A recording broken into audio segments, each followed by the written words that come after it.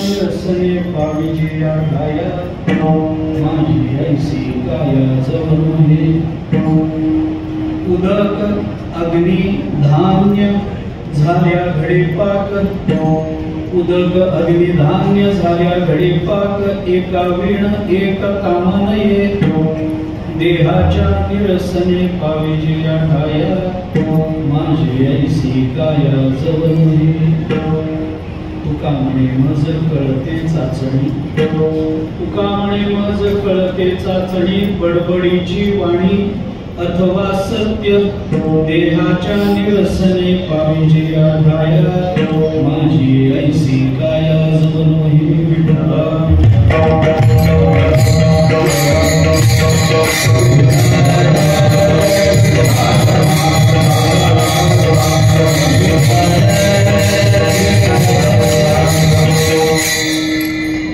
भक्तितेन मन वैराग्य तो त्याग ज्ञान ब्रह्मे भोग ब्रह्मतनु देहाच्या निरसने पाविजे आढाया माझी ऐसी काया जवळ हे जगद्गुरु श्री तुकाराम महाराज यांचा अत्यंत प्रसिद्ध अत्यंत महत्त्वाचा सांग आहे। या अभंगामधून तुकोबारायांनी हा एक महत्त्वाचा विचार आपल्यासमोर मांडला आणि मानवी जीवनाचा परमार्थ ज्या कारणाने मानवी जीवनाची धन्यता होते त्या परमार्थातल्या तीन महत्त्वाच्या मूलभूत आणि मानवी जीवनाच्या इति कर्तव्यतेच्या तीनच संकल्पनांची व्याख्या तुकोबाराय प्रस्तुत अभंगातून करतात। चालू असणारा नाम महोत्सव, या नाम महोत्सवाचं कारण आपण सगळे जाणता, संस्थेचा लौकिक महोत्सव आहे।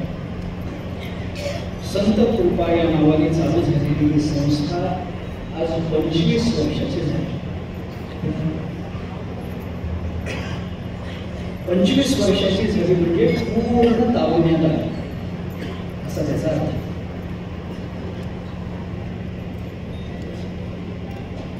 वारकरी संप्रदाय हा जगताच्या कल्याणाचं चिंतन करणारा संप्रदाय आहे।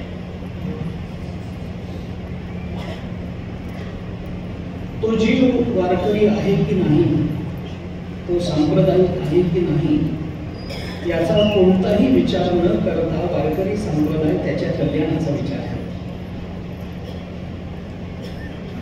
कुठल्या संप्रदायाशी कुठल्या धर्माशी तुलना करून मला संप्रदायाचं मोठेपण सांगायचं नाही। तथापि जगाच्या कल्याणा संतांच्या विभूती या अवताराला येत असल्यामुळे या जगतामधल्या प्रत्येक जीवाच्या कल्याणाची जी जी व्यवस्था वेदापासून ते संत वाङ्मयापर्यंत आपल्याला लावून दिलेली आहे, सांगितली गेलेली आहे, त्या व्यवस्थेला डोळ्यासमोर ठेवून त्या व्यवस्था आणि त्या संकल्पना जनमानसामध्ये रुजवण्याकरता वारकरी संप्रदाय हा स्वभावतः कटिबद्ध असलेला संप्रदाय आहे। त्यामुळे समाजाच्या अंतरंगामध्ये पोहोचण्यासाठी जे जे काही करणं उचित आहे, जे जे काही करणं शास्त्रीय आहे आणि जे जे काही करणं परिणामवादी आहे, या सगळ्या गोष्टी वारकरी संप्रदायाने कोणत्याही जोर जबरदस्तीशिवाय केलेल्या आहेत असं संप्रदायाचा इतिहास आपल्याला सांगतो। आणि त्याच्यातली ही एक महत्त्वाची भूमिका आहे की समाजाच्या अंतरंगात पोहोचण्याकरता जी मंडळी सांप्रदायिक म्हणून कटिबद्ध झालेली आहे त्या संप्रदायाचा विचार जनसामान्यापर्यंत नेणाऱ्या विचारवाही निर्वाहक अशा आदरणीय कीर्तनकारांचा ओघ हा सातत्यानं चालू राहिला पाहिजे की जेणेकरून या विचारामध्ये खंड पडणार नाही। समाज आपल्यापर्यंत किती येतो आणि किती येत नाही हा महत्त्वाचा प्रश्न नाही। समाजाला शिकवणाऱ्या शिक्षकांची कमी पडली नाही पाहिजे हा महत्त्वाचा विचार आहे। आणि अशा विचाराचे जे निर्वाहक कीर्तनकार असतात, जे सांप्रदायिक कीर्तनकार आहेत, प्रवचनकार आहेत, व्याख्याते आहेत, टाळकरी आहेत, वादक मंडळी आहेत, हे सगळे संप्रदायाच्या व्यापक विचाराचे निर्वाहक आहेत हे लक्षात ठेवा। हे सामान्य देह नाही। आज आपण संस्थेचा म्हणून एक रौप्य महोत्सव साजरा करतो, पण थोडंसं स्पष्ट बोलायचं झालं ना तर आज आपण संस्थेचा विचार संस्थेच्या दृष्टीनं करतो आहोत, पण तसं जर बारकाईनं बघितलं तर अशा संस्थांमधून निर्माण झालेला परिपूर्ण कीर्तनकार ही एक स्वतंत्र संस्थाच असते.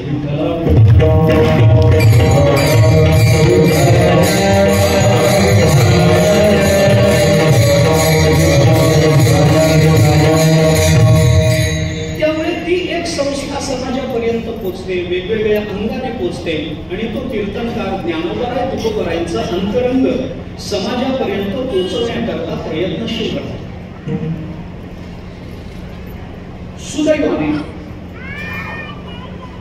सुदैवाने अशा ज्या काही संस्था समाजाच्या अंतरंगापर्यंत आपल्या संतांचा विचार पोहोचवण्याकरता स्वतःहून कटिबद्ध झालेले आहेत, अशा काही निवडक अशा संस्थांमध्ये आदरणीय गुरुजींची एक संस्था आहे की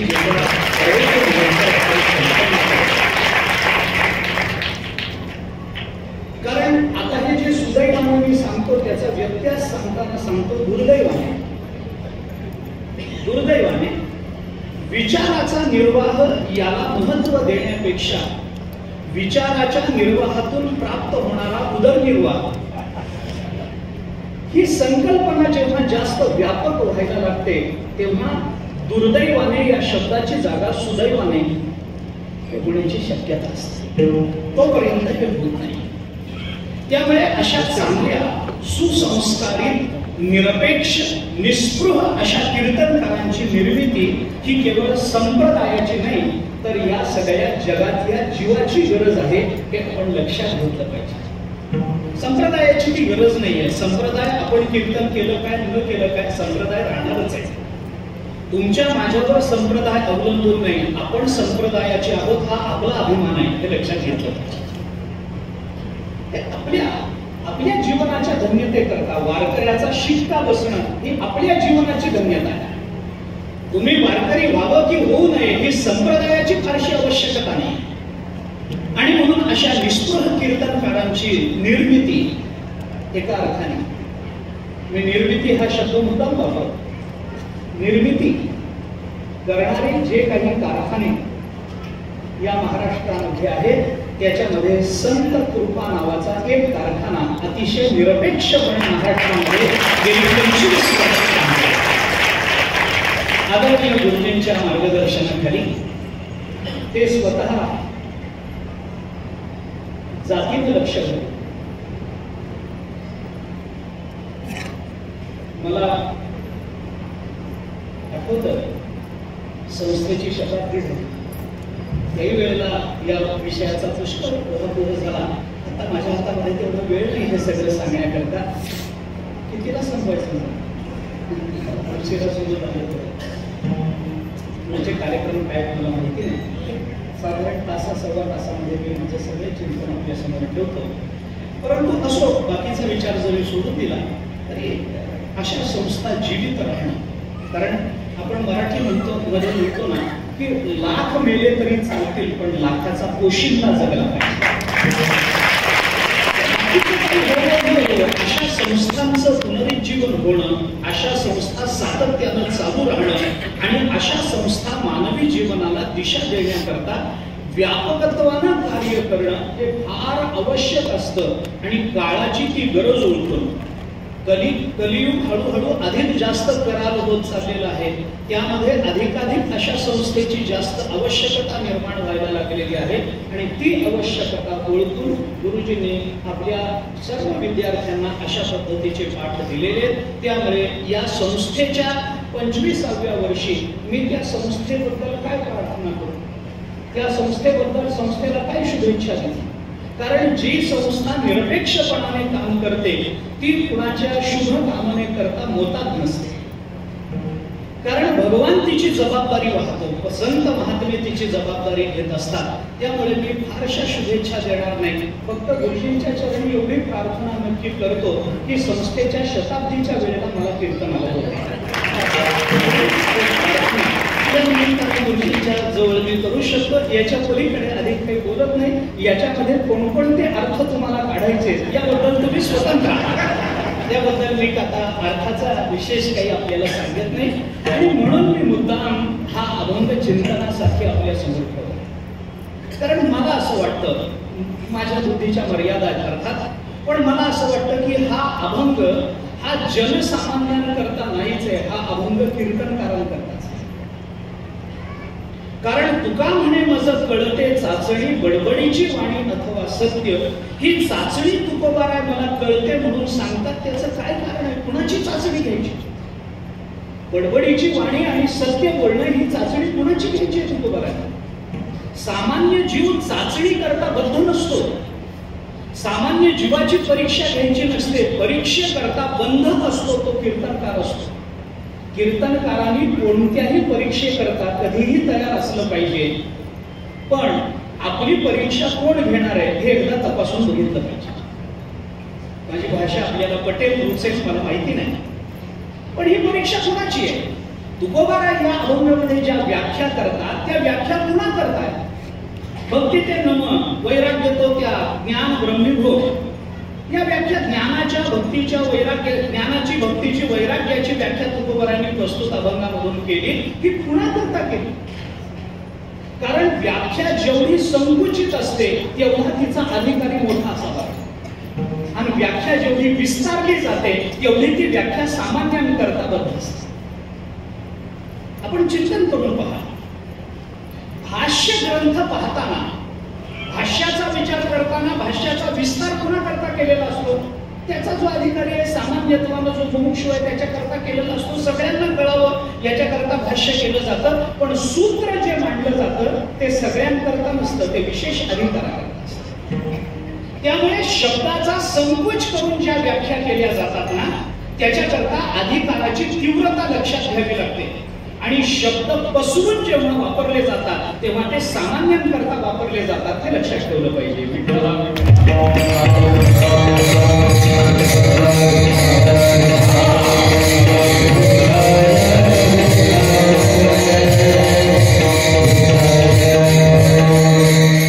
त्यामुळे जेवढा संकोच शास्त्रामध्ये, जेवढा संकोच करता येईल तेवढ्या संकोचाला बुद्धिमत्तेच्या दृष्टीने महत्व दिले.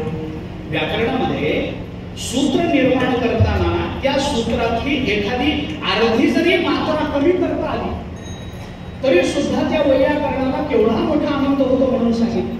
अर्ध मात्रा लाघवे नापी पुत्रोत्सव मंदिर ते वैयाकरण असं म्हटलं जातं. त्याच्यातली अर्धी मात्रा जरी कमी करता आली सूत्रातली तरी त्या वैयाकरणाला आपल्या घरी मुलगा जन्माला आला इतका आनंद होतो, अर्धी मात्रा कमी करता आली. संकोच हा अधिकाऱ्याकरता असतो, सगळ्याकरता नसतो.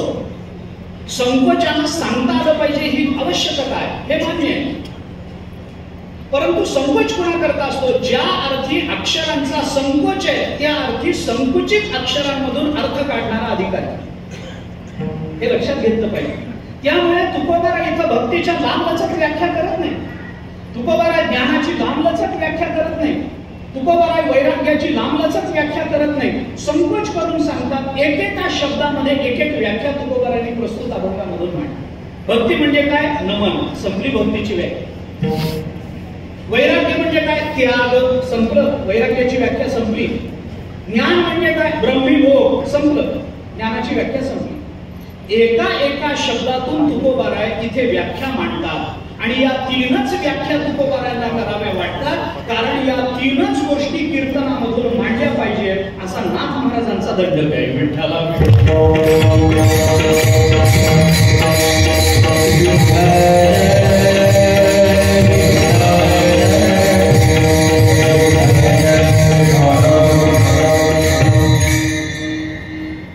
कीर्तन आणि कीर्तनाची मर्यादा नाथ महाराजांनी आपल्याला सांगितली. सगुण चरित्रे, परम पवित्रे, सादर वर्णावी, सज्जन वंदे मनोभावे, आधी वंदावी, संत संगे अंतरंगे नाम बोलावे. देवाजवळ सुखानं डोलावं, नाम घ्यावं. पण हे कीर्तन करत असताना काय सांगितलं पाहिजे याचा जो दंडक नाथ महाराजांनी घालून दिलाय त्याच्यामध्ये नाथ महाराज बोलतात याच तीन गोष्टी सांगितल्या पाहिजे.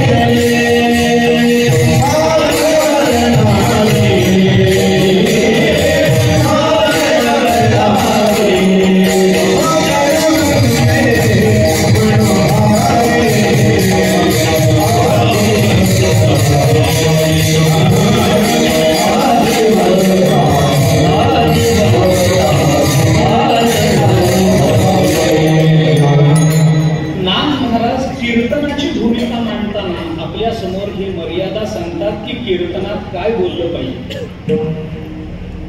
मोठी गंमत आहे. कीर्तनात काय बोललं पाहिजे हे त्या काळीही सांगावं लागत असेल तर त्या काळापासून ही परंपरा चालू आहे की कीर्तनामध्ये काही बोलावं. नाहीतर नाथ महाराजांनी या मर्यादा घालून दिल्या नसतात. आम्ही कीर्तनामध्ये काय बोललं पाहिजे हा उपदेश सामान्य माणसाकरता असेल तर कीर्तनकाराकरता असेल.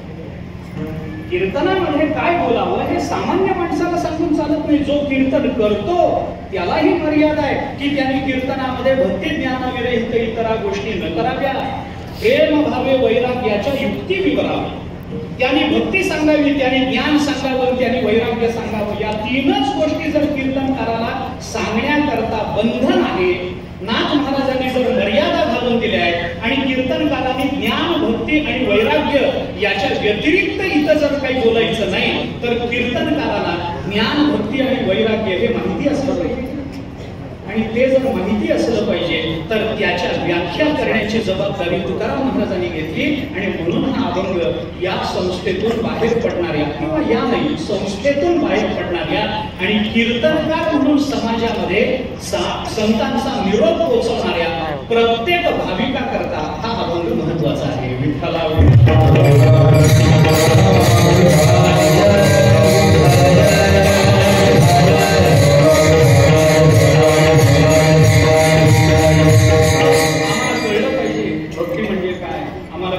कारण जर आम्हाला कळत नसेल तर आम्ही ते सांगू शकणार नाही आणि सांगावं तर तेवढंच लागणार.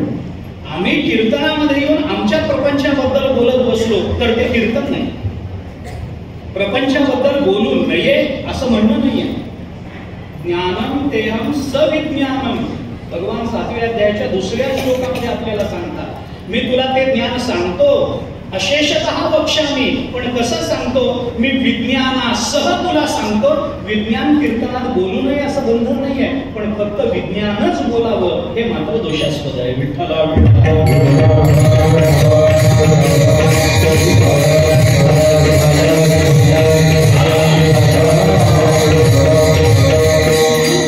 बाकीचं सोडून द्या. प्रपंचाबद्दल बोलू नये असं नाही, पण प्रपंचाबद्दल बोलायचं असेल तर त्याला मर्यादा. विस्तार होईल, याचा विषयांतर होईल कदाचित, पण प्रपंचाला नावं ठेवणारे सगळेच संत आहेत. प्रपंचाला नावं ठेवणारा वेदही आहे, प्रपंचाला नावं ठेवणारी गीताही आहे, प्रपंचाला नावं ठेवणारी पुराणही आहे. कोण नावं ठेवत नाही प्रपंचाला? संसार दुःख कोण म्हणत नाही. कष्टले संसार शिणे कोण म्हणत नाही. वेदांनी हे बघितलं ना, कष्टले संसार शिणे जे देव येते कारण हे ओ दे नावे जेणे तो संकेत तुहा. 17व्या अध्यायामध्ये ज्ञानोबारांनी हे बोलून दाखवलं. संसाराबद्दल सगळ्यांच्या भूमिका तशा निषेधार्हच आहेत. म्हणजे त्यांनी निषेधच केलाय संसाराचा. पण संसार कितीही निषेधार्ह असला तरी संसाराच्या ठिकाणी 2 चांगले गुण आहेत, तेवढे मात्र आपण बघितले पाहिजे. संसार किती वाईट असू दे, प्रपंच किती वाईट असू दे, पण त्याच्या ठिकाणी 2 चांगले गुण आहेत. मी आपल्याला अगदी धावतं सांगतो. संसाराचा पहिला गुण असा आहे की आपला परमार्थ किती खरा आणि किती खोटा आहे हे संसारात आल्याशिवाय कळत नाही. संसार ही आपल्या परमार्थाच्या विशुद्धतेची कसोटी आहे, हे लक्षात घ्या. माझ्या ठिकाणी क्षमा नावाचा दैवी गुण किती रुजला आहे हे मी संसारात आल्याशिवाय कळत नाही. परमार्थात सगळेच क्षमाशील आहेत. माझ्या ठिकाणी वैराग्य किती रुजलेलं आहे हे संसारात आल्याशिवाय कळत नाही, कारण कीर्तनात सगळेच विरक्त आहेत. सगळ्यांनाच वैराग्य. कोण विरक्त नाही सांगा ना. विषयाच्या अनुपस्थितीत वैराग्याची परीक्षा करून चालत नसतो. विषयाच्या उपस्थितीत वैराग्याची परीक्षा होत असते. अनुपस्थितीत तर सगळेच विरक्त आहेत. कोण विरक्त नाही सांगा मग. आता जर मी तुम्हाला विचारलं एक लाडू खाता का कीर्तनात, तर हो म्हणता काय तुम्ही? नाही. पण खरंच लाडू वाटणार आल्यावर किती जण कीर्तनात बसतील हाही प्रश्नच आहे. म्हणजे जोपर्यंत विषयाची उपस्थिती होत नाही तोपर्यंत वैराग्याची परीक्षा नाही. आणि त्या विषयाची उपस्थिती तुम्हाला परमार्थात होणारच नाही. त्याच्याकरता प्रपंचातच यावं लागेल. कारण परमार्थामध्ये काही आपल्याला विषय एकच परमार्थामध्ये विषय येतो त्यांचा झाला नारायण समोर. तिथे विषयच नाही. विषयाचं वैविध्य परमार्थामध्ये असू शकत नाही, ते प्रपंचात. म्हणून आपल्या परमार्थाची विशुद्धता ओळखणारी कसोटी म्हणून प्रपंचाकडे आपल्याला बघता येतं. हा प्रपंचाचा एक गुण.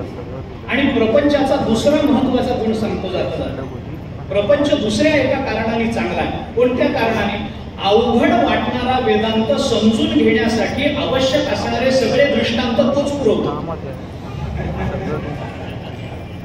आपल्याला वेदांत सोपा करण्याकरता जे दृष्टांत लागतात ना, ते कुठून आणतात? परमार्थातून आणतात. काय परमार्थाकरता दृष्टांत देत नाही, कारण परमार्थ हाच सिद्धांत आहे. विठ्ठला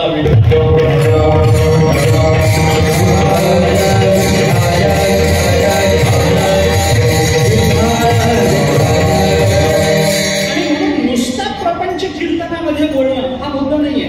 दृष्टांताकरता बोला चालेल, परमार्थाच्या कसोटी करता बोला चालेल, पण नुसता प्रपंच बोलायचा असेल तर नाथ महाराज म्हणतात ही कीर्तनाची मर्यादा नाही. या प्रपंचाबद्दल नाही बोलायचंच नाही. नका मज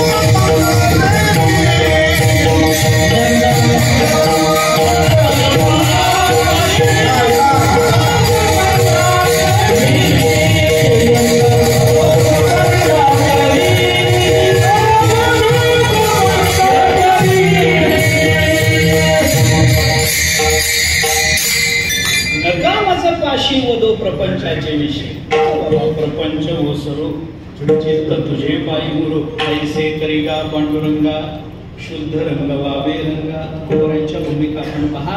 नाथ महाराजांनी आपल्याला मर्यादा घालून दिली. म्हणून या अभंगामध्ये तुकाराम महाराजांनी नाथ महाराजांना अपेक्षित असणाऱ्या 3 तत्वांच्या व्याख्या आपल्या समोर अतिशय संक्षेपाने ठेवल्या. मी 2 गोष्टी आपल्या समोर बोललो. पहिली गोष्ट अशी बोललोय की हा अभंग कीर्तनकारांच्या संबंधानं आहे, हे लक्षात घेतलं पाहिजे. का घेतलं पाहिजे याचा पहिला युक्तिवाद मी आपल्यासाठी केलाय. तो म्हणजे नाथ महाराजांनी कीर्तनाच्या मर्यादा म्हणून ज्या सांगितल्या आहेत त्या ज्या संकल्पनांच्या आधाराने सांगितल्या त्या संकल्पनांच्या व्याख्या या अभंगात तुकाराम महाराजांनी केलाय. म्हणून हा अभंग कीर्तनाच्या संबंधाने आहे, म्हणून कीर्तनकारांच्या संबंधाने आहे. एक. आणि दुसरा विचार मी आपल्या समोर ठेवला तो म्हणजे संकोचाने ज्या वेळेला व्याख्या केली जाते त्यावेळेला ती सामान्यांकरता नसते, सामान्यांचं उद्बोधन करणाऱ्या अधिकाऱ्याकरता त्या व्याख्या केलेल्या असतात. म्हणून या व्याख्या कीर्तनकाराकरता आहेत असं म्हणायला आपल्याला थोडासा वाव. कारण संकोच अधिकाऱ्याकरता असतो, सगळ्यांकरता नसतो. आता मगाशी आपण बोलून आलो. म्हणून तुकोबाराय या अभंगामध्ये जी भूमिका आपल्याला मांडून दाखवतात त्याच्यामध्ये आणखीन एक युक्तिवाद, आणखीन एक शब्दाच्या अनुषंगाने केलं जाणारं चिंतन आपल्या समोर मला ठेवायचं. त्याच्यामध्ये तुकोबारायांनी केलेल्या व्याख्या जर आपण बघितल्या तर मी थोडा बदल करतो. थोडा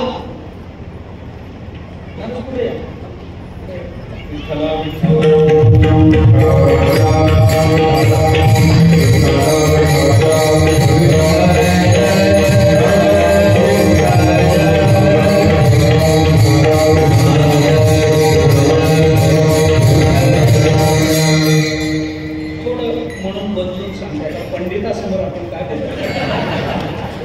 कसं काय बोलायचं. पण आता ऐका, नाईलाज त्यांचा काय करू शकत नाही, आधीच उभं. ऐका, थोडा बदल करतो. 3 व्याख्या. भक्तीचे नमन, वैराग्य तो त्याग, ज्ञान ब्रह्मीभोग इथपर्यंतच मला थांबायचं. पुढचा आलेला जो ब्रह्मतनु हा शब्द आहे ना तो कशा करतो? ही ज्ञानाची व्याख्या नाही आहे. ब्रह्मीभोग जर आधीच्या, आता ते आपण ब्रह्मसूत्रानुसार करून घेऊ शकतो, मला विस्तार तोही करायचा नाहीये. पण आधीच्या 2 व्याख्या जर एकेका शब्दात आलेल्या आहेत तर तिसरी व्याख्या 2 शब्दात येऊ शकते. ती एका शब्दात आली पाहिजे तर ती नियमात बसेल. बरोबर आहे. मग भक्ती ते नमन वैराग्य तो त्याग, ज्ञान एकच शब्द पाहिजे, ब्रह्मविभो, संपलं. आत्मक्रीडा आत्मरती क्रियावानेश ब्रह्मविदान वरिष्ठा, झालं इथपर्यंत संपलं. ज्ञानाची भूमिका संपली. मग आता ही जी भूमिका इथपर्यंत संपली असेल तर नंतरचं ब्रह्मतनु हे कशा करतात? तर कीर्तनकारा करता तुकाराम महाराजांचं हे सांगणं आहे की एवढा सगळा आयुष्यभराचा परमार्थ जर आपण केला तर पुढच्या जन्मी आपली तनु ब्रह्म होईल. विठ्ठला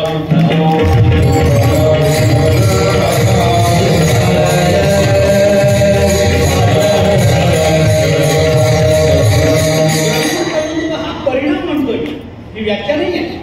ब्रह्मतनु होणं, आता ब्रह्मतनु होणं शक्य आहे का नाही? तनुची ब्रह्मरूपता मानायची का मानायची नाही? जर मानायची असेल तर कशी मानायची?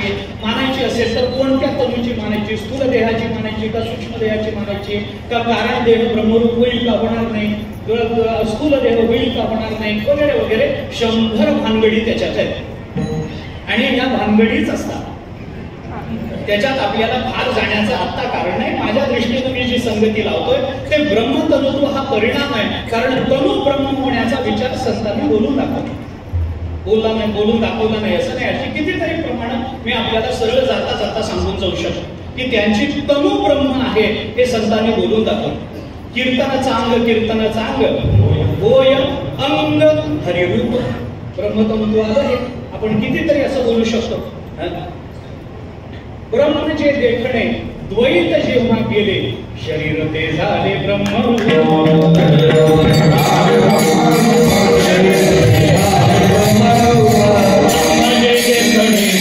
द्वैत जेव्हा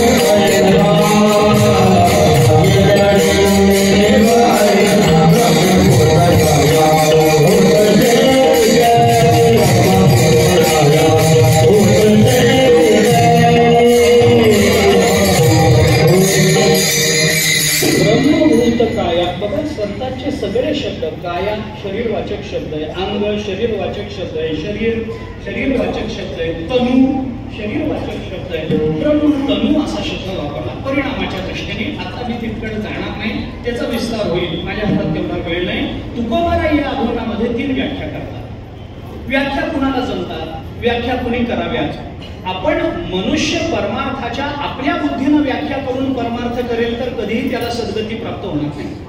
कारण परमार्थ माझ्या मनाप्रमाणे चालत नाही, माझ्या मनाप्रमाणे नाही. आम्हाला व्याख्या करून द्यायच्या तर वेदांनी कराव्यात, संतांनी कराव्यात, देवांनी कराव्यात, आम्हाला मान्य. व्याख्या कराव्यात त्यांनी. आम्हाला आमच्या मनानं परमार्थाच्या व्याख्या करता येत नाही आणि त्या मार्गाने जाणाऱ्याला परमपदाची प्राप्ती होत नाही. परमपदाची प्राप्ती त्यालाच सर्वे वेदा यत्पदम आमनंती तपांसी सर्वाणि च यद्वदन्ति यदिच्छन्तो ब्रह्मचर्यं चरन्ति तत्ते पदम संग्रहेण ब्रवीमि. ओम इति एतत्. आपल्याला कठोपनिषदाने आपल्याला हे स्पष्ट रूपाने सांगितलं. आम्हाला व्याख्या करून पदाचा विचार सांगायचा असेल तर तो वेदाने सांगावा, तो शास्त्रांनी सांगावा, तो संतांनी सांगावा. आमच्या बुद्धीनं आमच्या बुद्धीनं आम्हाला भ्रम होईल, पण आमच्या बुद्धीनं आम्हाला व्याख्या करता येणार. व्याख्या कारण का? परमार्थ वस्तुतंत्र आहे, पुरुषतंत्र नाही आहे. पुरुषतंत्र नाही आहे. परमार्थ हा भ्रमाचा नाही आहे, परमार्थ ज्ञानाचा आहे, प्रपंच भ्रमाचा आहे. त्यामुळे प्रत्येकाचा प्रपंच वेगळा असला. आपल्या संतांचं चरित्र आपण पहा, सगळ्या संतांची चरित्र पहा, सगळ्या संतांचे प्रपंच वेगळे, पण एकाही संतांचा परमार्थ दुसऱ्यापेक्षा वेगळा नाही. ही वस्तुस्थिती आहे. एक अत्यंत श्रीमंतीचा प्रपंच नाथ महाराजांचा दिसतो, तर दुसरीकडे अत्यंत दारिद्र्याचा प्रपंच चोखोबारायांचाही दिसू शकतो. पण चोखोबारायांच्या नाथ महाराजांच्या परमार्थात काय भेद आहे मला सांगा ना. नका एवढं तरी अंतर आहे का नाही ना. पुरुष तंत्राने चालतो तो प्रपंच आहे. आपल्याकडे वेदांतामध्ये नेहमी उदाहरण दिलं जातं. 4 माणसं निघाली संध्याकाळच्या वेळेला मंद अंधकारामध्ये दोरी पडलेली आहे, तर त्या चौघांनाही दोरीवर एकच भ्रम होईल का? कुणाला वाटेल सर्प आहे, कुणाला वाटेल पाणी पडलंय, कुणाला वाटेल जमीन दुबवलेली आहे, कुणाला वाटेल माला पडलेली आहे. काहीतरी चौघांना 4 वेगळे भ्रम होतील. चौघही आपापल्या भ्रमानुसार त्याच्याशी व्यवहार करण्याचा प्रयत्न करतील. पण ज्या वेळेला कोणीतरी तिथे दिवा लावेल, कोणीतरी प्रकाश टाकेल आणि स्वच्छ प्रकाशामध्ये चौघांना दोरीचं एकच ज्ञान होईल का 4 वेगळी ज्ञान होतील? ज्ञान होताना चौघांना एकच होईल, कारण ज्ञान हे वस्तुतंत्र आहे, परमार्थ हा वस्तुतंत्र आहे. पण प्रपंच भ्रम हा मात्र पुरुषतंत्राने असल्यामुळे, पुरुषतंत्र असल्यामुळे 4 पुरुषांना 4 वेगळे भ्रम होऊ शकतात, पण 4 पुरुषांना 4 वेगळी ज्ञान नाही होऊ शकत. 4 पुरुषांना ज्ञान होईल तर ते एकच होईल, कारण ते वस्तुतंत्र. म्हणून आमच्या बुद्धीनं, आमच्या पुरुषाच्या बुद्धीनं आम्ही जर परमार्थाच्या मर्यादा आणि परमार्थाच्या व्याख्या ठरवू तर ते होणार नाही. मग व्याख्या कोणी ठरवाव्या? व्याख्या कोणी ठरवाव्या? ज्याला त्या क्षेत्रातलं परिपूर्ण ज्ञान आहे आणि ते ज्ञान इतरांपर्यंत पोहोचवण्याची तीव्र तळमळ आहे, तोच व्याख्या करू शकतो. विठ्ठला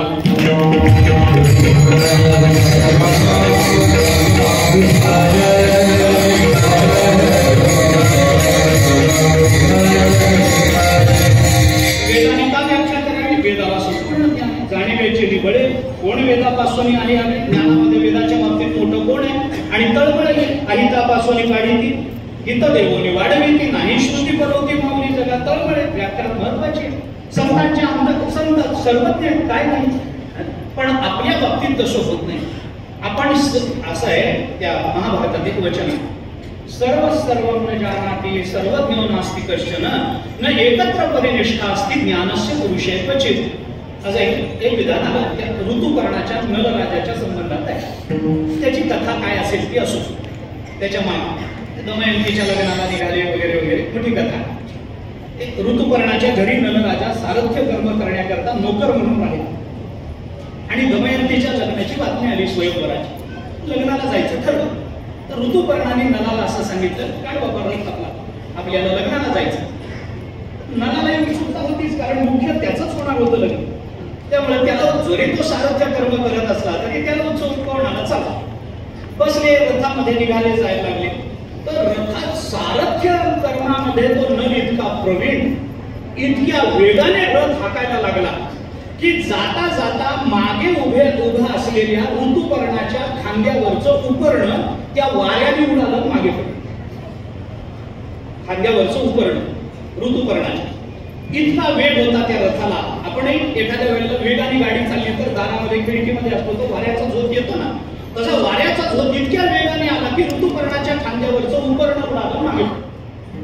ते मागे पडल्याबरोबर ऋतुपर्ण अरे थांब थांब थांब असं म्हणा.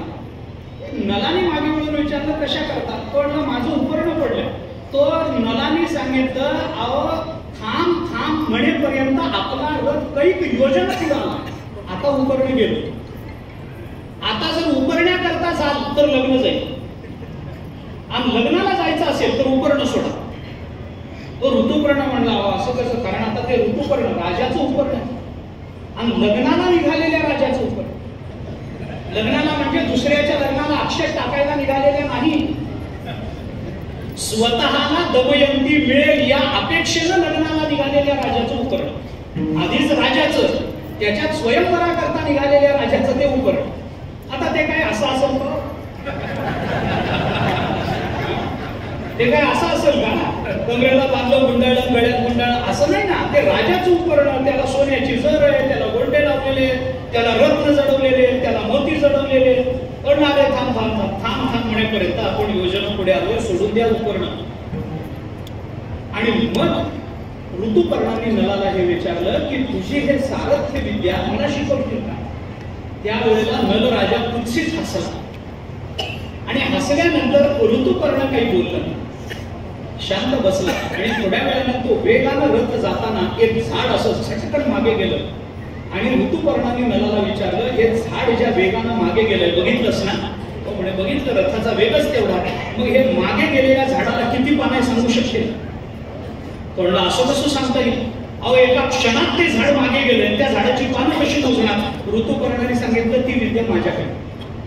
आणि मग माझी विद्या जर तुला शिकायची असेल तर हा नियम लक्षात ठेव, सर्वं न जानाति सर्वज्ञ नास्ति कश्चन न एकत्र परिनिष्ठा अस्ति ज्ञानस्य पुरुषे क्वचित. अरे सगळ्यांनाच सगळं कळत नाही, सर्वं न जानाति सगळ्यांना सगळं कळत नाही. थोडंसं स्पष्ट बोलायचं झालं तर सगळंच सगळ्याला कळत नाही, एक सगळ्याला कळत नाही, सगळं एकाला कळत नाही, आणि एक एकाला कळत नाही त्याचंच नाव संसार आहे. विठ्ठला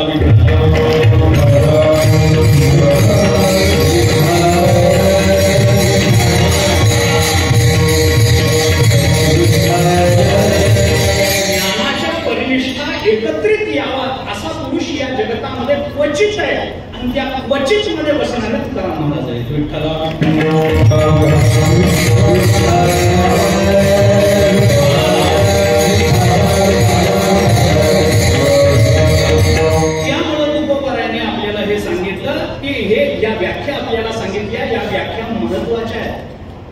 याच्याने काय होणार आहे? आपल्याला ज्ञान कळणार आहे. याच्याने काय होणार आहे? आपल्याला वैराग्य कळणार आहे. याच्याने काय होणार? आम्हाला भक्ती कळणार. भक्ती, ज्ञान आणि भक्ती, वैराग्य आणि ज्ञान या तीन व्याख्या तुकोबारांनी या अभंगामध्ये केल्या आहेत. आणि या तीनही सिद्धांतात कारण या तीन गोष्टी महत्वाच्या आहेत.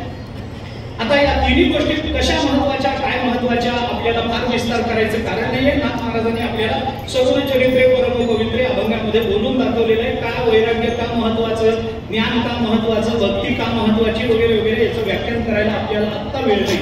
ते सगळ्यांना सामान्यत्वानं माहिती असणारा विषय. मुद्दा हा आहे की अशा या तीन व्याख्या तुकोबारांनी आपल्याला सांगितल्या. कीर्तन कारा करता सांगितले असं मी सुरुवातीपासून बोलतोय. आणि कशा करता सांगितल्या तर या व्याख्या आपल्याला कळाव्यात आणि आपण तिथपर्यंत जाऊन समाजापर्यंत या व्याख्या पोहोचवल्या पाहिजेत. याचा अर्थ, याचं स्पष्टीकरण, याचा विस्तार आपल्याला करता आला पाहिजे. आणि या तीन संकल्पनांचा विस्तार करणं यालाच कीर्तन असं म्हणतात. ऐशी कीर्तन मर्यादा आहे संतांच्या गरजी. जर कीर्तनामध्ये ही मर्यादा पाळली जात नसेल तर ती संतांच्या घरचं ते कीर्तन नाही, हा त्याचा अर्थ. मग ते कुणाच्या घरचं आहे ते ज्याचं त्याने ठरवावं.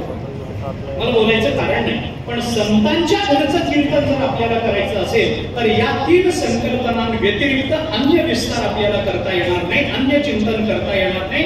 याच्या विस्तारामध्ये दृष्टांत द्यायचे असतील तर आपल्याला स्वातंत्र्य. या सिद्धांताकरता प्रामाण्य किती कसं कुठून आणायचं आपल्याला स्वातंत्र्य. प्रमाण किती द्यायची आपल्याला स्वातंत्र्य. कीर्तनभर प्रमाण द्या काही म्हणणं नाही, काही म्हणणं नाही. यातलं द्या, त्यातलं द्या, त्यातलं द्या, नाथ भागवतातलं द्या, ज्ञानेश्वरीतलं द्या, तुकोबारायांचं द्या, उपनिषदातलं आणून द्या, पुराणातलं आणून द्या, सगळं करा, काही म्हणणं नाही. पण अडचण काय आहे की प्रमाणांची संख्या वाढली ना तर फक्त आपल्याला पाठांतर जास्त एवढंच कळतं, मुद्दा फार बदलत नाही. एवढंच प्रदर्शन होतं की कीर्तनकाराला पाठांतर फार आहे, मुद्दा तोच राहतो. त्यामुळे फार प्रामाण्याच्या चर्चेमध्ये न जाता आम्हाला या तीन संकल्पनांचा विस्तार करायचा आहे. कशा करता समाजाला काही प्राप्त व्हावं. आम्हाला काय प्राप्त व्हावं? ब्रह्मतनु होता आलं पाहिजे. आता ती ब्रह्मतनु म्हणजे आमचं शरीर ब्रह्म हे या जन्मात होईल का? होणार नाही. कारण आता जन्माला येतानाच आम्ही अशा पद्धतीने जन्माला आलोय की पाचाही गाठी पडे, देहा कारुजे उघडे, नाचवी चौकडे, तो अहंकारुगा नवल अहंकाराची गोठी, विशेषे नलगे अज्ञाना पाठी, सज्ञानाचे झोंबे कंठी, नाना संकटी नाचवी, असा देह घेऊनच आम्ही आलो. पंचभूतांचा गोंधळ केला एके ठाई वेळ, लाविला सबळ अहंकार त्या पाठी. या पंचमहाभूतात्मक देह घेऊन आम्ही आलोय. आता याची ब्रह्मरूपता आम्हाला अपेक्षित आहे. परंतु ब्रह्मतनुत्व म्हणजे काय? शरीर ब्रह्म होतं का? तर होत नाही. वेदांताच्या नियमानुसार शरीर ब्रह्म होतं का? तर होत नाही. मग ब्रह्मतनुत्व काय? एक सामान्य उदाहरण मी आपल्याला सांगतो. साधं उदाहरण, ब्रह्मतनु कशाला म्हणतात याच्याकरता म्हणून सांगतो. काल्याचा प्रसंग आहे भागवतामध्ये जो काल्याचा प्रसंग आला 3 अध्यायामध्ये, त्याच्यामध्ये ब्रह्मदेवाच्या अभिमानाचा हरण एवढाच एक विषय सांगितला गेला. त्याच्यामध्ये ते सगळे गोपाळ बसल्यानंतर गोपाळांनी भगवंताला सांगितलं की कान्होबा तू जरा उभा आहेस तर बघ रे, आपल्या गाई जरा पाण्याकडे चालले बघ बरं, त्यांना जरा राख आणि त्यांना वळवून आण. भगवान म्हणाले हरकत नाही, तुम्ही बसलाय ना, मी जातो. मग भगवान गेल्यावर ब्रह्मदेवाने यांची परीक्षा घेतली. कोणाची? भगवंताची. बापाची परीक्षा घेण्याची परंपरा जुनी आहे. भगवंताने ब्रह्मदेवाने भगवंताची परीक्षा घेतली आणि भगवान गेले गायीकडे तर सगळे गोपाळ उचलले त्या सत्य होतं. भगवंताने गायी आल्या बघतात गोपाळ नाही. गोपाळांकडे बघेपर्यंत गायी त्याच्या सत्य होता. कवतुक पहावया माव ब्रह्म्याने केली, आपण आरतीमध्ये म्हणतो तुकोबारायची. मग ब्रह्मदेवाने ते सगळं परीक्षा बघण्याकरता ते सगळं केल्यानंतर भगवंताला ते लक्षात आलं. भगवान म्हणाले ठीक आहे, गोपाळ गायी वच्चे चोरून सत्य लोकाशी नेली. अरे काय फरक पडतो, गोपाळ गायी वच्चे दोही ठाई राखली. तुकोबारायांनी वर्णन केलं.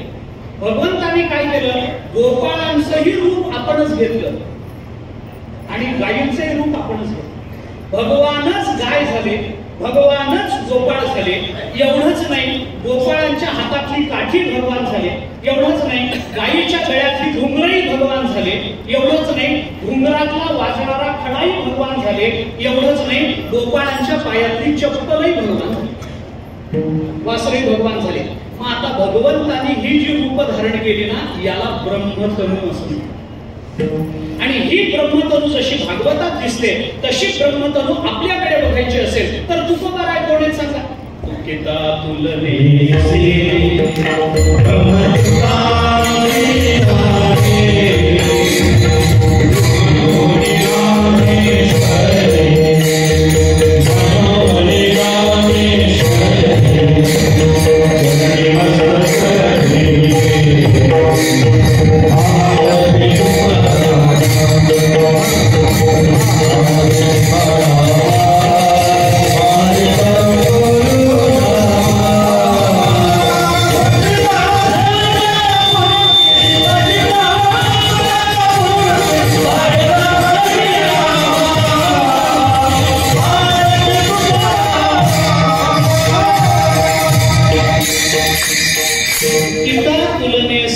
ब्रह्म तुकासी आले. हे ब्रह्मतनु आहे.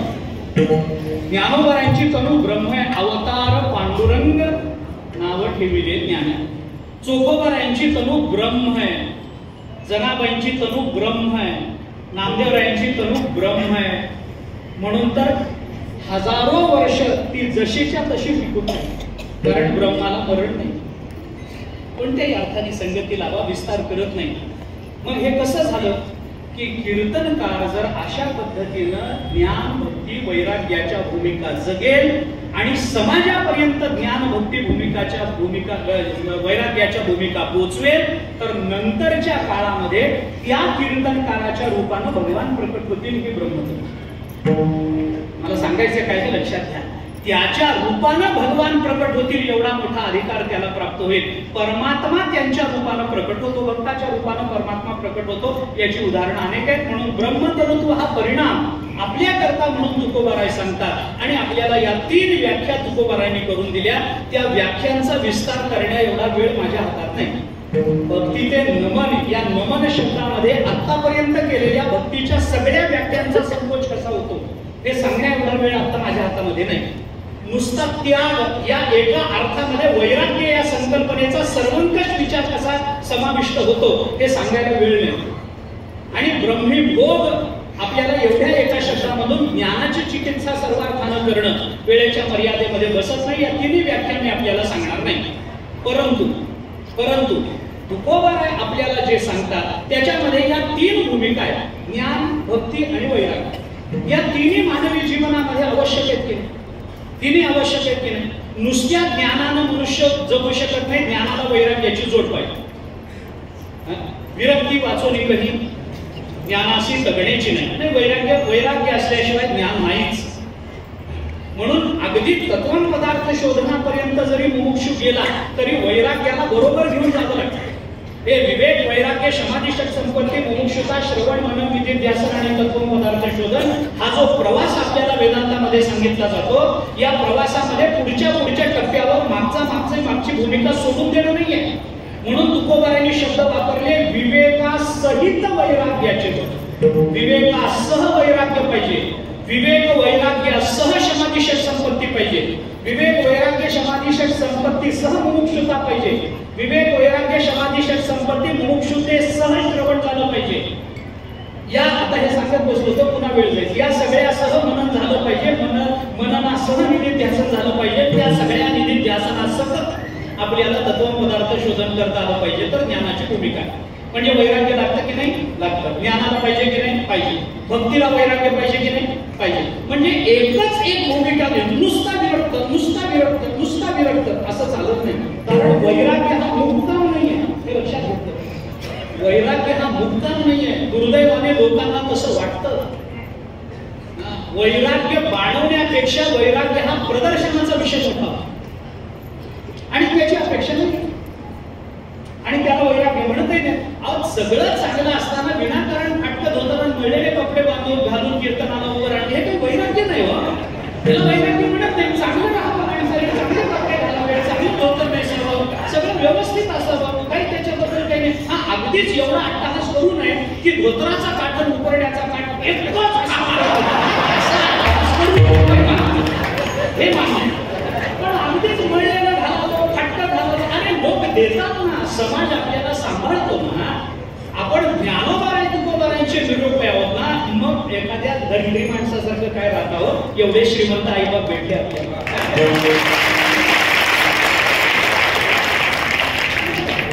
स्वच्छ कपडे घालावे, रोज धुवावे, नाही तर धोतर सोडून पीठ लावून दोरीवर टाकणं हे काही खऱ्यातलं नाही. हे काही वैराग्याचं लक्षण त्याला काही अर्थ नाही. मी कशा करता आपल्याला सांगतो. या तीन संकल्पना आहेत. या तीन संकल्पना मानवी जीवनाच्या कृतार्थतेचा मान्य आहे. मग या तीन संकल्पना घेऊन जायचंय ना, मग तुकोबारांनी याच्याकरता दोन नियम आपल्याला अभंगामध्ये सांगितले.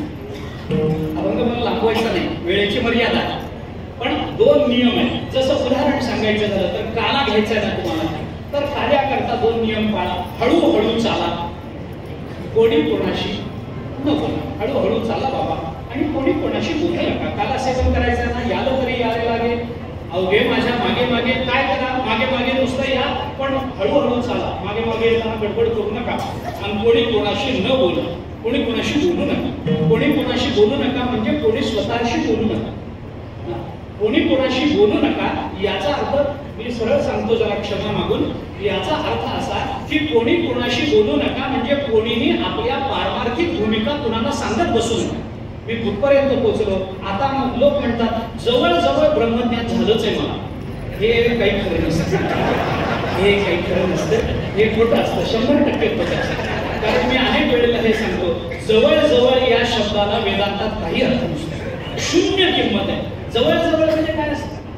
वेदांतात दोनच गोष्टी आहेत, एकतर तो ज्ञानी आहे नाहीतर अज्ञानी आहे. हे जवळ ज्ञानी वगैरे काही नसतं. हे आपल्याला माझी आमदार म्हणल्यासारखं असतं. हे अर्थ नसतो तसं त्याला. विधानाला तशा अर्थाने काही किंमत नाही. जवळ ज्ञान झालंय म्हणजे काय झालंय, कशाच्या जवळ आणि कुणाच्या जवळ आणि जवळ म्हणजे किती जवळ असं काही नसतं. जवळ ज्ञान होत नसतं. एकतर होतं नाहीतर होत नाही, एकतर आहे नाहीतर नाही. शून्य आणि एक याच्यातच वेदांत खेळतो. वेदांताला दोन माहिती नाही. विठ्ठला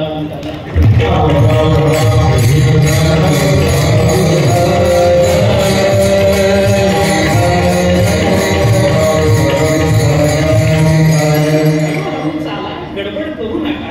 कारण इथं अध्यात्म हे गडबडीचं नाही. ह्याच्याकरता बहुनाम जन्मनाम अंते थांबावं लागेल आपल्याला. गडबड करून काय मिळणार आहे, सोडून द्या. तसं कोणी कोणाशी बोलू नका. कोणी कोणाशी बोलू नका म्हणजे कोणी कोणाला आपल्या आध्यात्मिक भूमिका जगाला सांगत बसू नका. आपण कुठपर्यंत पोहोचलोय तो आपल्या व्यक्तिगत जीवनाचा आहे. याचा आजच्या काळामधला सरळ अर्थ आहे कोणी कोणाशी बोलू नका. याचा अर्थ आपला परमार्थ स्टेटसला ठेवू नका. याचा सरळ अर्थ असा. हे नाही तर काय, हे बोलणंच नाव समाजाला दाखवणंच आहे ना. मी आज माऊलींच्या दर्शनाला गेलो, काय माऊली कृतार्थ झाल्या काय, तुझ्या दर्शनाला काय सांगतो कोणाला की मी माऊलींच्या दर्शनाला व्यक्तिगत कृतार्थतेचा आनंदाचा भाग आहे ना, याचं प्रदर्शन मांडायचं नसतं, याचं प्रदर्शन. आता जाऊ द्या, ते काय बोलण्याचा विषयच नाही. आणि आधीच वेळ कमी आहे, तर उतरडाव करून काय मिळणार आहे केसांच्या गुंतावणीशिवाय.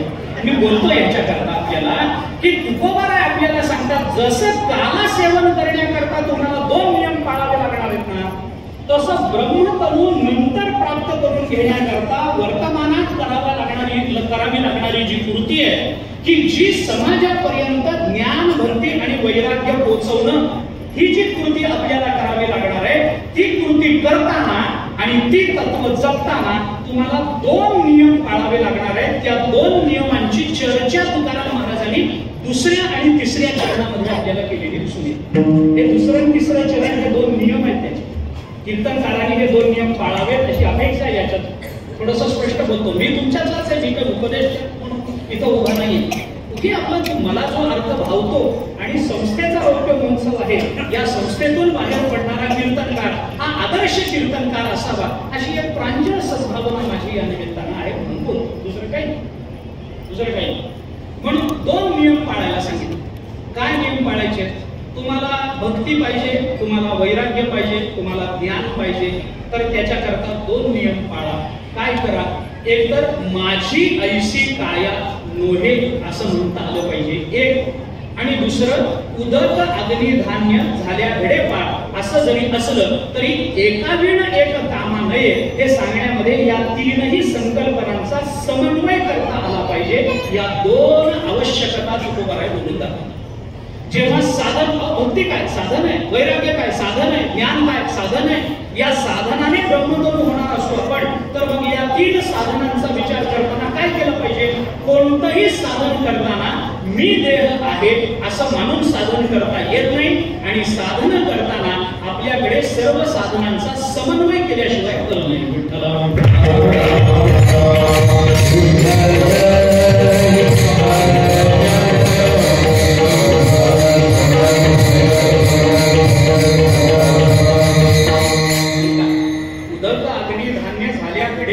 एकावेळ एक कामा नये. नुसतं वैराग्य, ज्ञान आणि भक्तीशिवाय कामा नये. ज्ञान हे वैराग्य भक्तीशिवाय कामा नये, आणि भक्ती ज्ञान आणि वैराग्याशिवाय कामा नये.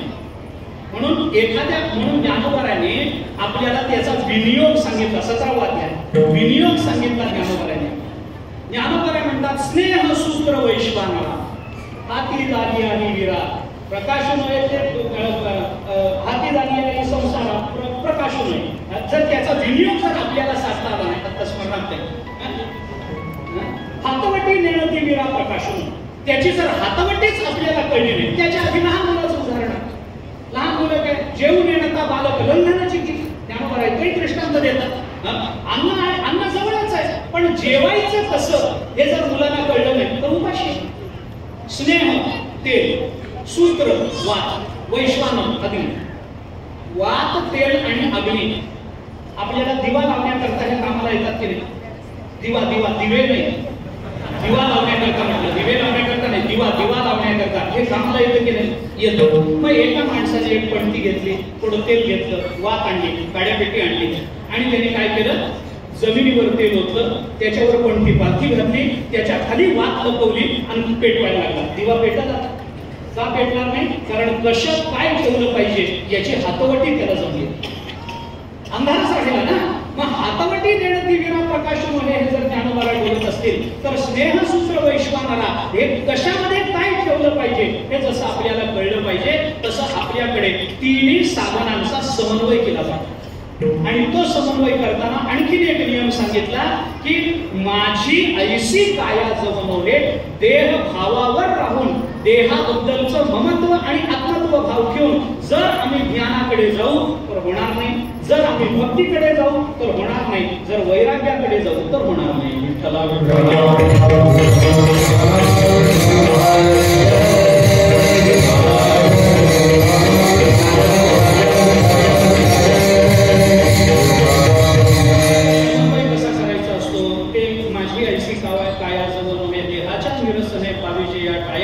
देहाचा निराश करणं म्हणजे काय याचा विचार आपल्याला करता येतो. अगदी सामान्यत्वानं जर बोलायचं झालं तर देहाचा निराश करणं याचा अर्थ देहाचा नाश करणं. या असा त्याचा अर्थ होत नाही. देवता ऐसा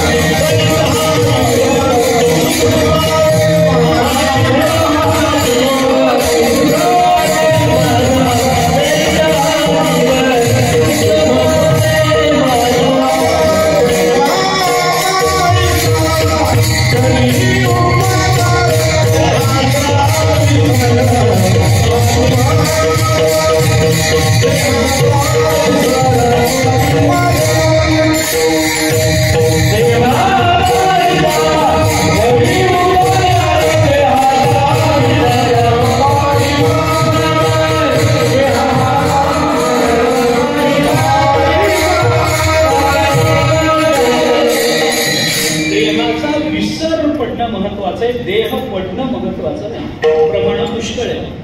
देह मोहे मिले सरे, देह मोहे मिले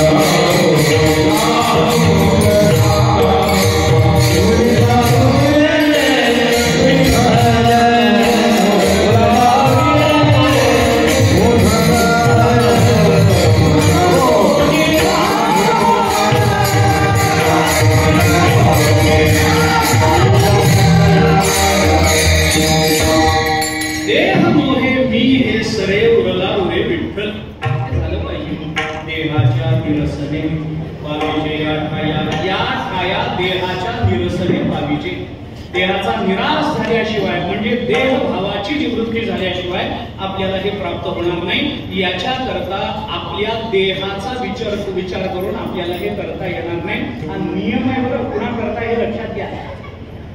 देह सांभाळणं हा भाग वेगळा आहे, देहाची उपयुक्तता ओळखणं हा भाग वेगळा आहे, आणि देहाचे चोचले पुरवणं हा भाग वेगळा.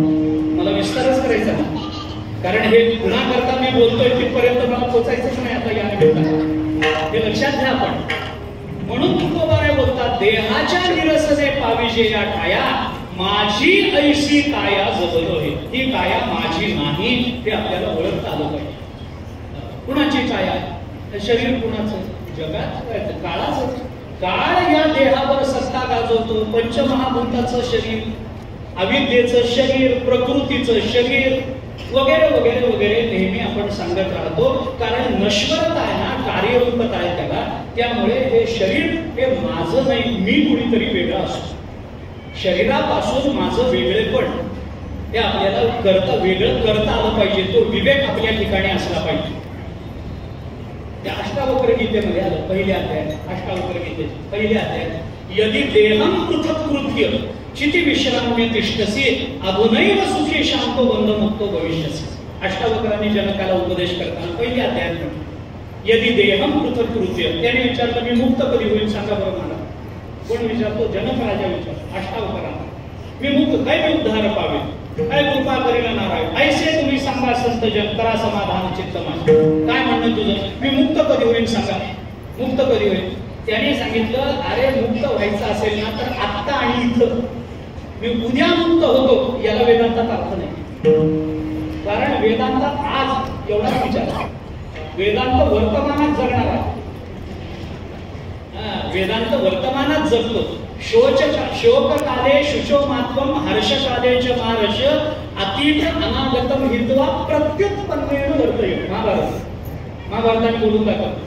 अतीत अनागतम हेतुवा भविष्य भूत ठेव बाजूला, प्रत्युत्पन्नेन वर्तय, वर्तमानात राहा, हे महाभारताने बोलवलं. त्याचे काय हेतू, काय कारण, त्याची संगती काय, स्वतंत्र मुद्दा. पण मी एवढ्या करता सांगतो, त्यांनी सांगितलं अष्टावक्रांनी, अरे उद्या मुक्त व्हायचं नाही. कधी म्हणजे काय, तो आठवड्याने मुक्त होईल, 15 दिवसांनी. अरे आत्ता आणि इथं आपण झालो मुक्त, तर आत्ता आणि इथं होऊ. उद्या सकाळी बघू म्हटलं तर कोणी मुक्त होत नसतं. उद्या म्हटलं की होत नाही. आपण अनेक वेळेला सांगतो ना, उद्या शब्दाचा अर्थ रामायणामध्ये 14 वर्ष. उद्या सकाळी राज्याभिषेक करा म्हटलं की रात्रीत बाईने राजकारण असं बदलून टाकलं म्हणतात की त्या रामाला सोन्याच्या सिंहासनावर बसायच्या ऐवजी रामचंद्र प्रभूंना 14 वर्षाचा वनवास, आणि मग अभिषेक झाला तो 14 वर्षांनी. उद्या म्हटलं की 14. उद्या सकाळी ज्ञानेश्वरी वाचायला सुरू करू. 14 वर्ष. आत्ता आत्ता आणि इथं नामस्मरण करायचंय, आत्ता आणि इथं गाथा वाचायचे, आत्ता आणि इथं मोक्ष पाहिजे, आत्ता आणि इथं. कसं होईल त्याच्याकरता एक विचार करा. यदि देहम पृथक कृत्य, देहाला जर मी पासून वेगळं करता आलं आणि चित्ती विश्राम्य तिष्ठसी, आपल्या चित्ताला स्थिर करता आलं, तर आत्ताच्या आत्ता इथल्या इथं मोक्ष आहे.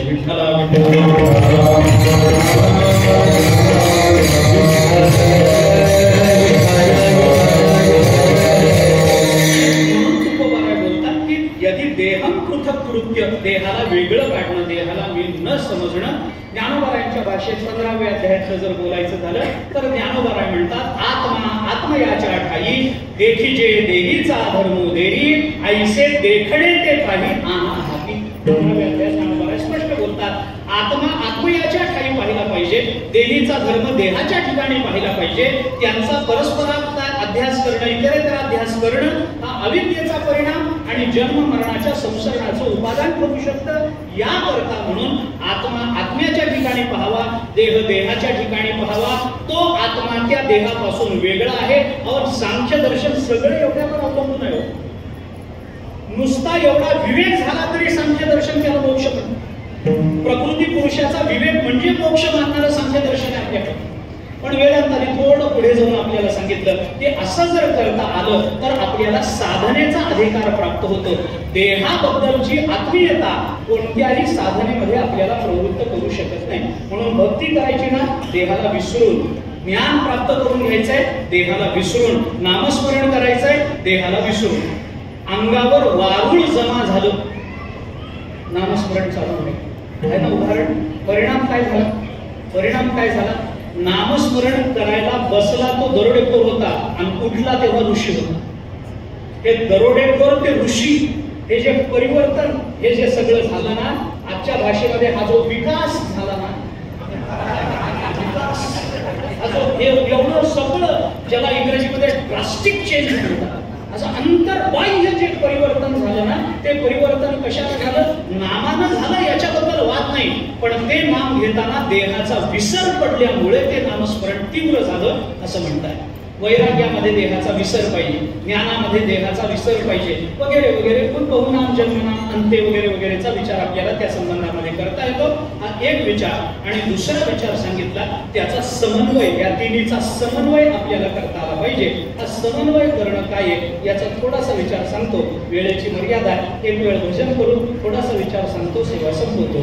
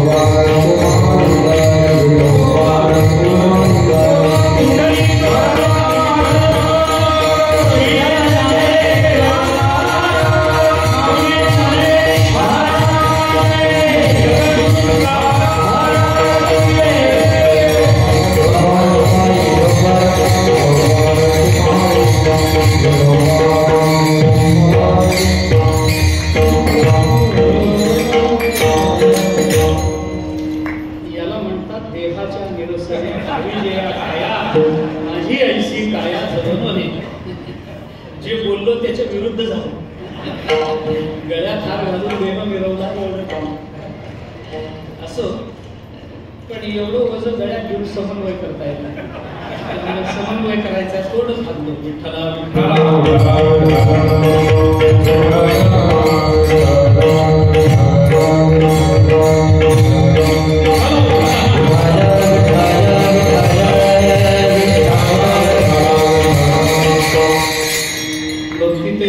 वैराग्य तो त्याग ज्ञान ब्रह्मविभोग ब्रह्मतनो देहाच्या निरसने पाविजे आठाया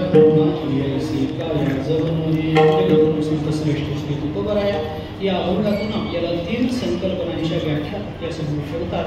कारण तुकोबराय सर्वज्ञ आहे आणि सर्वज्ञ असल्यामुळे या व्याख्या आपल्यापर्यंत पोहोचाव्यात आणि या व्याख्यांच्या चिंतनानं आपल्या जीवनाचं कल्याण व्हावं ही तुकोबरांची तळमळ आहे.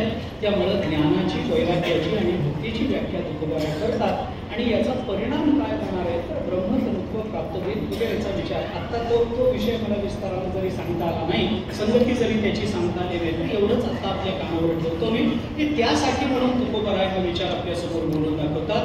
आणि त्याच्याकरता म्हणून तुकोबरायने आपल्याला सांगितलं की या 3 व्याख्या जर आपल्याला ज्ञान, भक्ती आणि वैराग्य आचरणात आणायचं असेल तर त्याच्याकरता, कारण हे आचरणात आणल्याशिवाय इतरांना सांगता येत नाही.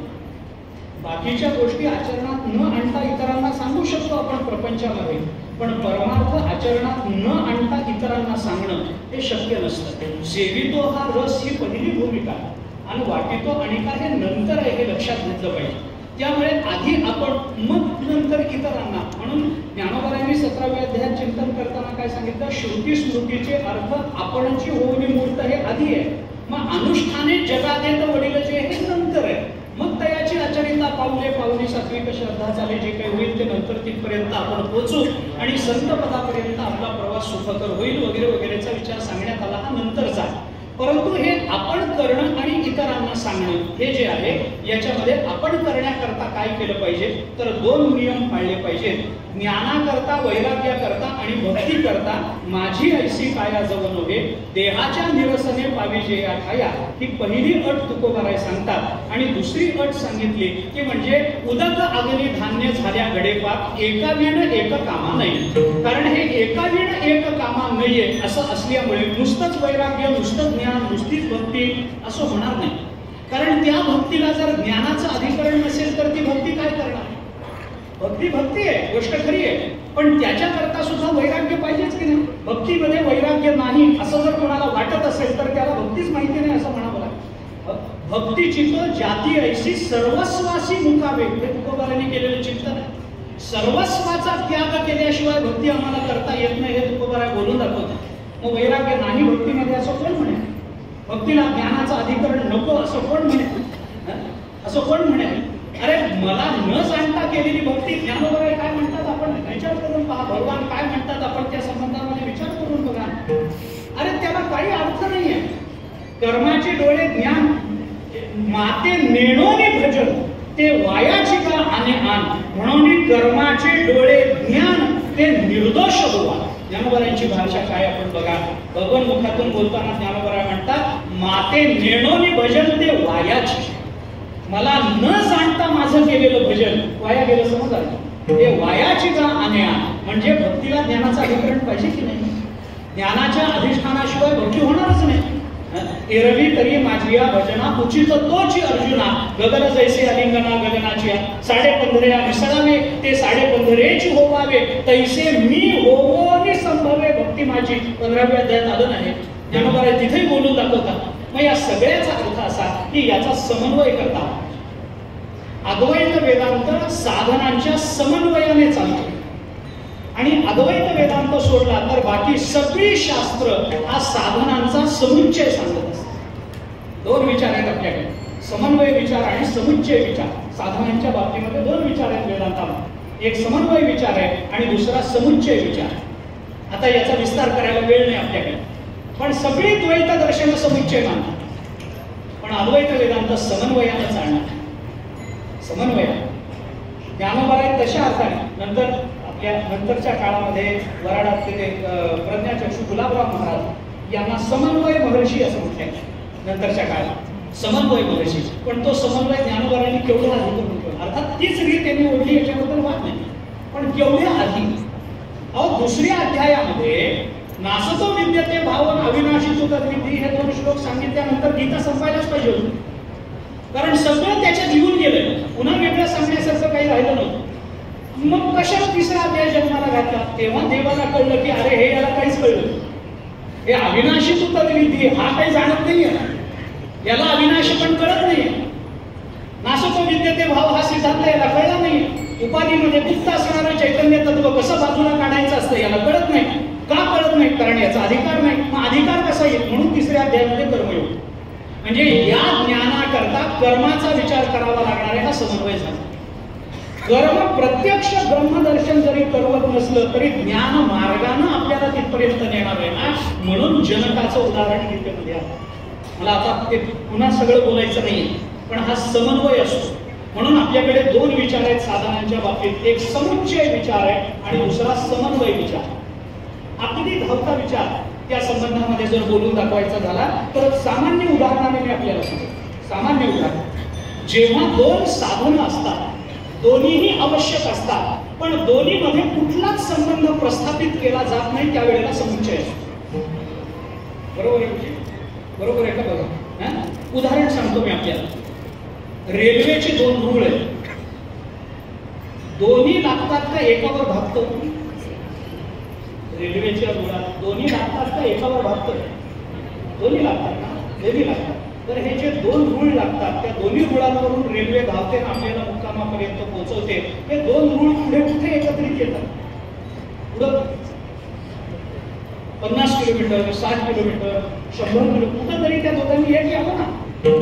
ते जर एक आले झालं का नाही? मग कशा करतात? ते एक येत नाही, 2 आहेत, स्वतंत्र आहेत, तरी दोन्हीची आवश्यकता आहे. या 2 रेल्वेच्या रुळांचं उदाहरण समुच्चया करतात. द्वैत दर्शनाला कर्मही पाहिजे, भक्ती पाहिजे, पण कर्म आणि भक्तीचा संबंध नसतो. असं झालं, हा झाला समुच्चय.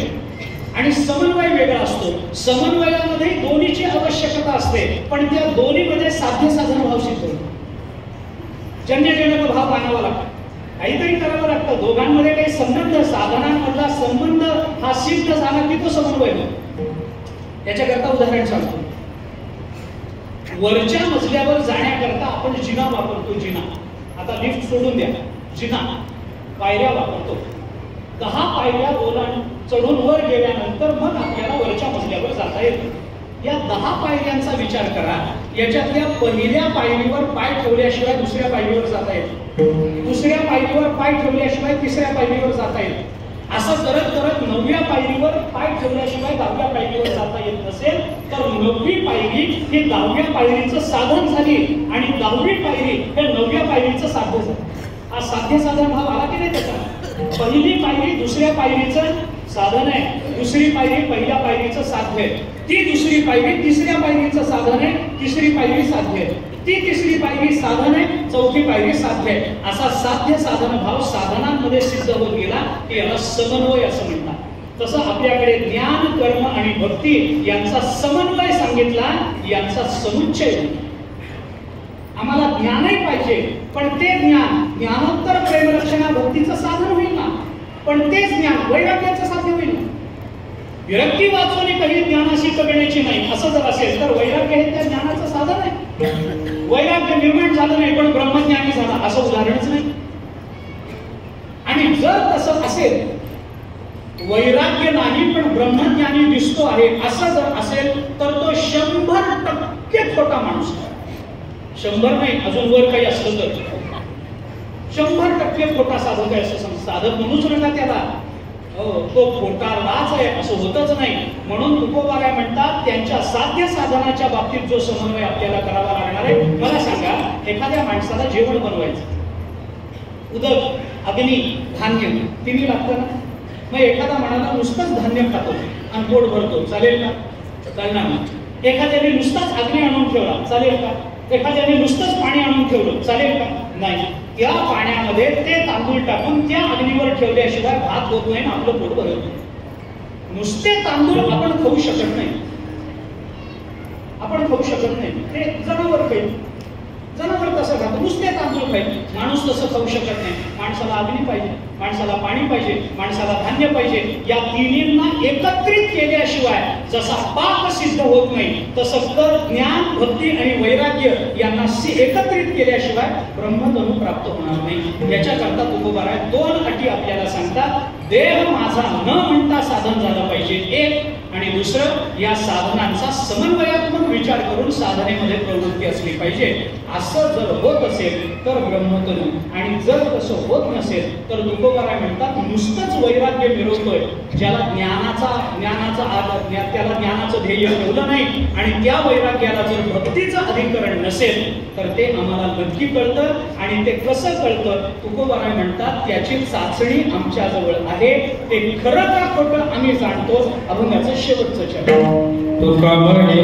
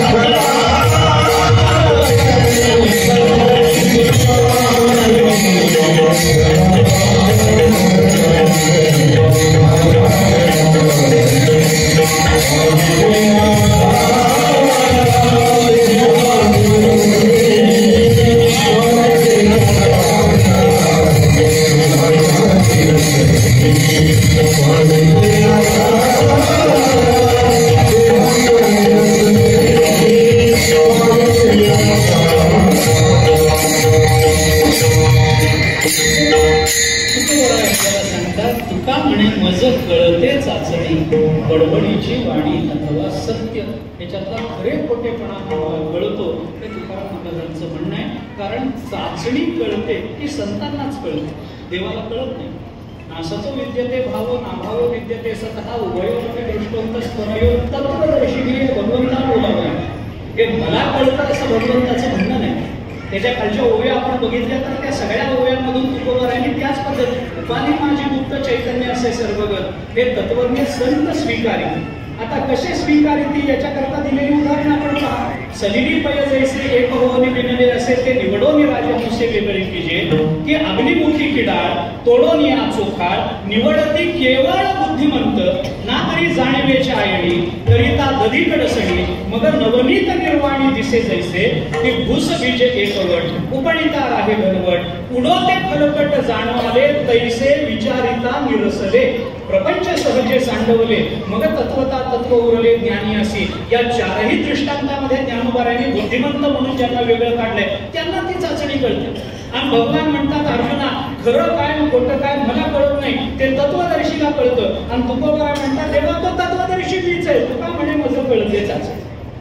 तो तत्वदर्शिनी आहे. तुका म्हणे मज कळते चाचणे बडबडीची वाणी अथवा सत्य. आणि त्याच्यावरून आपल्याला हे तुकोबाराय सांगतात की अशा पद्धतीचा समन्वयात्मक विचार करून देहभावाचा त्याग करून या साधनांना समाजापर्यंत पोहोचवणं हे कीर्तनकाराचं खऱ्या अर्थाने काम आहे. आणि असं निरपेक्ष काम आपण या आयुष्यात करत राहू तर भगवान जसं गोपाळांच्या रूपानं प्रकट झाले तसं पुढचा कुठला तरी जन्म कदाचित भगवान आपल्या रूपानं प्रकट होतील. कीर्तनकाराच्या भक्तीची परिसीमा म्हटली पाहिजे की परमात्मा त्या रूपामध्ये प्रकट व्हावा. तसं होण्याची सद्बुद्धी सामर्थ्य हे तुम्हाला आम्हाला भगवंतांनी तुकोबाराय ज्ञानोबारायांनी द्यावं याच्यासाठी त्यांची चरणी प्रार्थना करू. अशा या कीर्तनकारांची निर्मिती करणारी जी संस्था आहे हा कारखाना आहे असं मी म्हणतो.